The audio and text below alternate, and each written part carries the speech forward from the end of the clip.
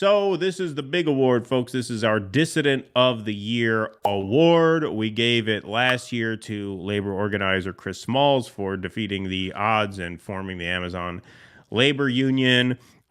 This was both an easy decision and a difficult one. We knew that the award had to go to a journalist in Gaza.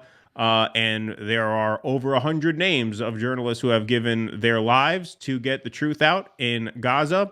But we thought Dissident of the Year had to be Wael Al Dahdouh. This is the man whose family was killed in an airstrike, and after burying his family was out on the job the next day. That was in October. About 6 weeks after that, on December 15th, his press unit was hit with another airstrike. He suffered a shrapnel-related injury, was admitted to the hospital, and was back out in the field a couple days after that, despite members of his crew having been killed. So there's really no doubt that this had to go to a Palestinian journalist, and it's just absolutely tragic what has happened to journalists in Gaza since the start of this conflict.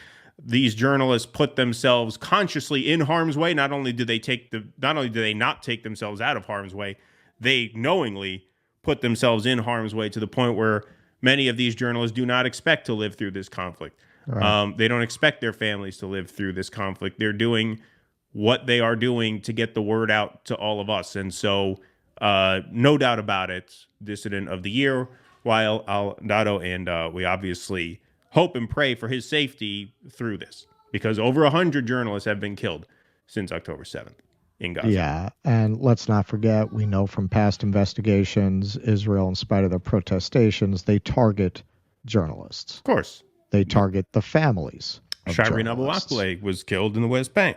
Yeah. Yes. Poet, academic, Rafit, what's his last name? Rafit Al-Alar, I believe. I hope I'm saying that right. That was the one Barry Weiss called out. Yeah. On Twitter.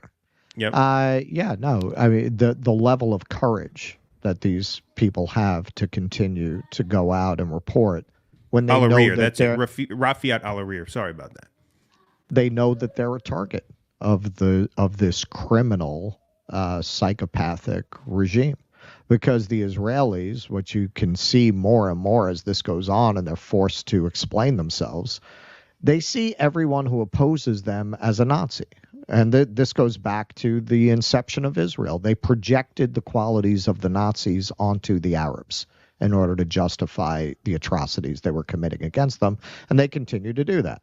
Right? These are Nazi-aligned journalists as far as they're concerned. They deserve what they get. Why should they avoid killing Nazi propagandists? That's how they've cast them. That's just like any army dehumanizes the enemy, but it's a very, very extreme case of that.